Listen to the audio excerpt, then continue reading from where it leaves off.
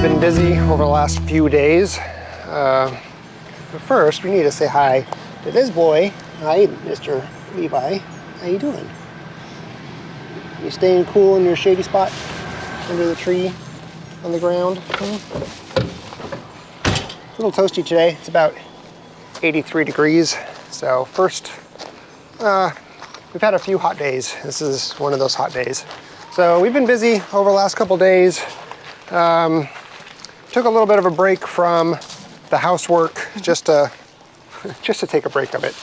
But we also have more needs for more places to put chickens because we keep hatching out more and more chickens. Yep. We seem to be collecting more chickens as we go along. They're going to be sold, but we need places for them to grow out in the meantime. Yeah. So over the last, actually yesterday and the day before, we built 2 chicken tractors. Just ripped some 2x6s and built kind of a basic box, I guess, if you will. I'm getting pretty good at building boxes. So in this one here, we got the top that lifts there, and then we also have a door, one door here for easy access, whatever way you need. I didn't have a hitch or latch, so I ended up just using a cabinet door hinge, and that works out pretty well. Open that guy up. So we also ran out of chicken wire. We had some spare pieces of chicken wire from the hoop coops that we built from Vever. That's these PVC coated chicken wire. Then we had just regular chicken wire, this spare, but we ran out on this particular one, so we ended up using feed bags as the sides here. And we figured this would actually serve a pretty good purpose of providing shade. And a little bit more protection from the chick's perspective. So. Yeah, so from wind and whatever, if it's raining out, they can go in this area. We'll not really get that wet. Cut up some tin roofing for the top, second portion of the top. So that's the first one. And there. These little pieces are on here just so as a doorstop. We didn't want the door to be able to completely fold all the way down on itself and slam down, so. And break the hinge, rip the hinge out of the wood, so. So we put these little stoppers on here. And it's angled slightly past 90 degrees, so that way it stays upright on its own, but not enough to where it's gonna snap out these small little hinges. And these are just reclaimed from some other projects down there at some point. So let's go check out the second one. It's pretty similar to that one, but we had enough chicken wire, so we didn't need to be creative on the last portions of it. And you can see some of our chicks that are growing out in here. Provided them with a little bit of shade in the early morning, which they're not getting now, so let's move these out of the way. And it's overcrowded right now, but yeah, they're pretty. There's a lot in there, but in the evening they can stay warm by huddling up. But basically it's the same thing where we have a door here. I need to put a latch right here, so for now I'm just tying it.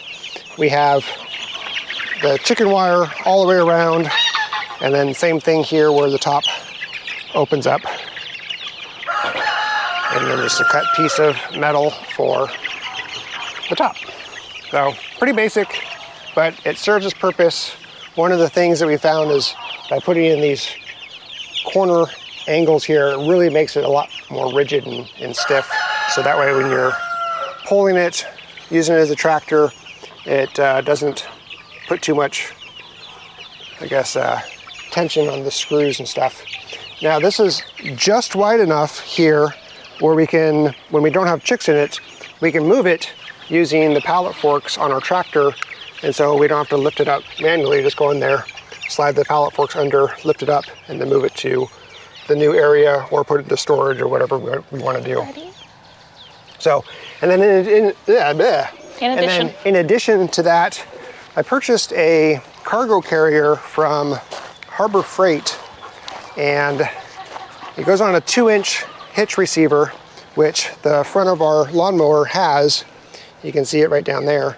But this cargo carrier here has been really useful in carrying stuff as we're going about doing our morning chores or evening chores, because this is our primary source of transportation when we're carrying things. So this thing has a holding capacity of 500 pounds. So this thing is plenty strong, but one of the things we found out is that if you put too much weight in the front, then that tilts it up the front or tilts the back just enough to where you start losing some traction in the back, and it's really hard to steer. If you're one person. Yeah. If not, the second person just gets to stand in the back. So you need to counterbalance the weight by putting stuff in the back carrying area here. Hi, buddy. So anyway, that's what we've been up to. We're going to continue building more things today. We have 2 hoop coops that we're going to build. Yes. But instead of doing it the same, we're going to do the same build type, Just same hoop, smaller. but we're just going to do it smaller. We're going to do 1 panel wide instead of 2 panels wide, because these are going to be, again, for temporary grow out areas or places to put sick chickens or whatever. And I'm gonna move our free range flock into that one of them. So a nice small one, because all they need is to sleep at night, because they're free range all day long. And right now they're taking up a 3 panel one and they're never in it except for to sleep. So it's a waste of space. So I can use that huge one for a grow out. Yeah. All right, so let's get this chicken tractor off, go put it into wherever we want to put it, and then we can start cutting boards and assembling. Sounds good.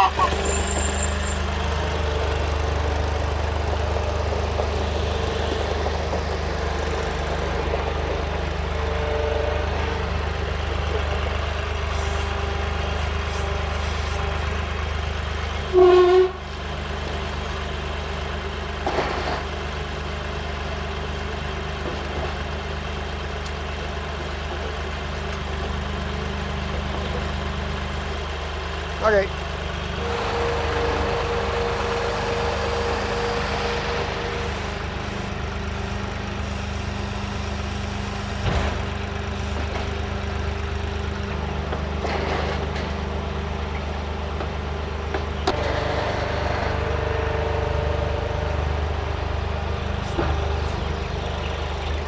Okay, first thing I need to do is change out this saw blade. This thing is getting a little dull. Actually, it's past its dullness.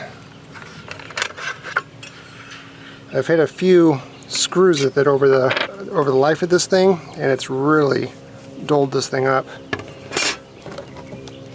So I got a nice little 2-pack for 50% off at Lowe's.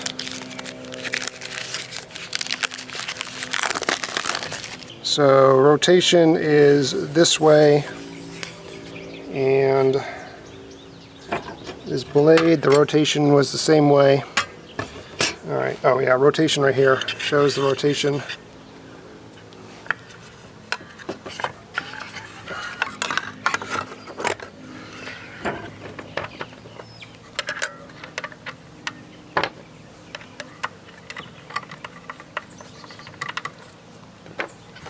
Alright, there's a little button right here to lock this thing. There we go. And let's tighten it up.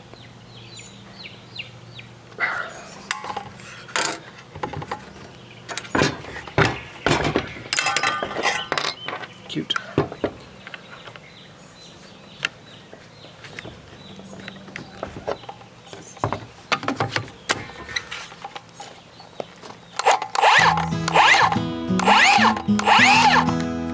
Alright, let's get to cutting.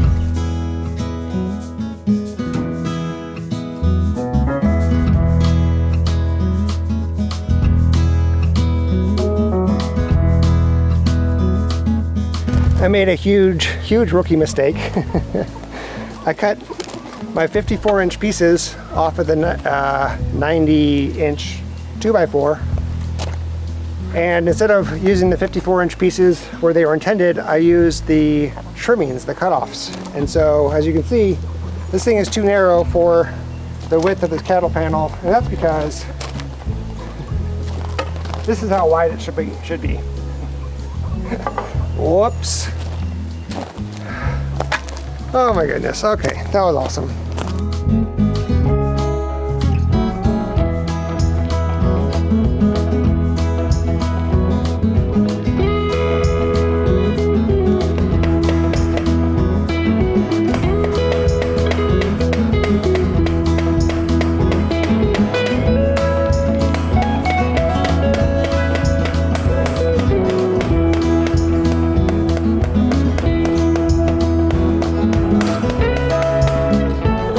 Nailed it.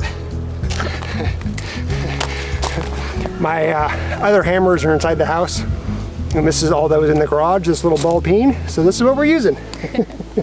It got the job done. It kind of works. So in my last design, we had this pinching board the same length, but these are just the excess trim from the regular 2x4, and no need to cut another 2x4 to make this another excess trim this same size.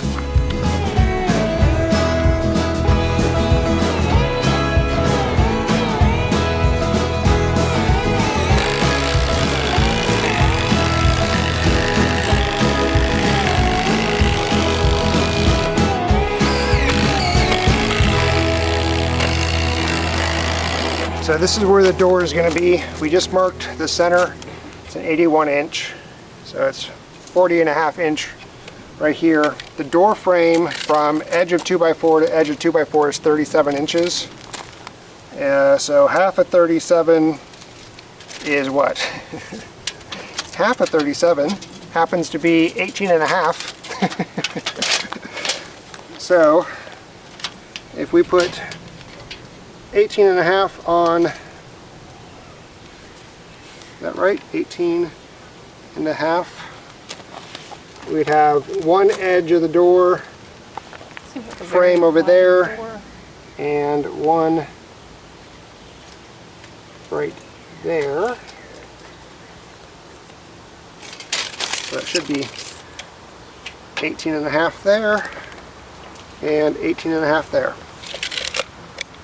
So we're going to have one 2x4 going up right there, one going up right there, and then there'll be a 2x4 connected up here.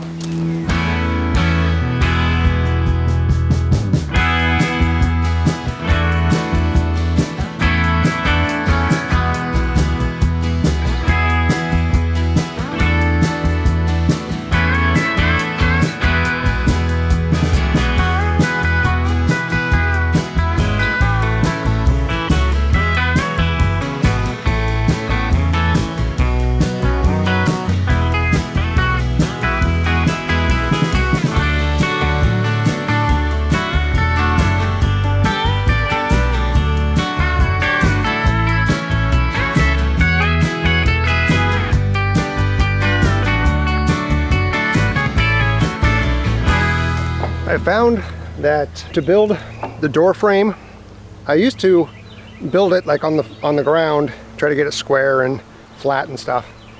But I found that if I just put the pieces for the door frame up against the coop here, clamp it in place, and then just put some triangle pieces at the corner here, then the door fits exactly in the frame space it's needed, and it's nice and flush and square and much easier. So that's all done, and then I added a third bottom bar 3 feet in from this front, so that way I can get my forks there and lift up this coop and drive it around. So let's go give that a try. Then this will be done, other than the fact we have to wrap it with chicken or hardware cloth, chicken wire or hardware cloth, and then a tarp, but we don't need to show you that part of it.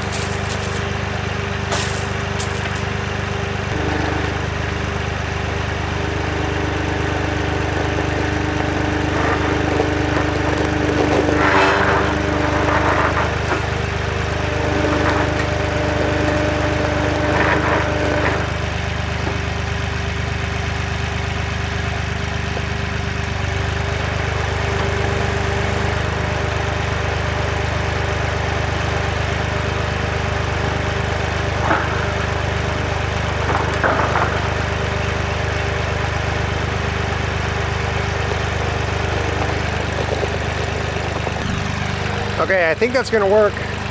So this cross beam here is 3 feet from the front, held in place by a timber lock. It's like an 18-inch timber lock screw on both sides. It should provide enough support for it. It was hard for me to get under the gravel initially, so I didn't want to ruin my driveway. I think when it's on grass and on dirt, it won't be so bad because I can just dig into the dirt and I'm not too worried about that part of it. I didn't want to do that to the gravel driveway, so I ended up picking it up and moving it on. Anyway, I think that's going to work out. So I'm going to move this thing out of the way, start building a second one, and we'll see you on the next one. Bye.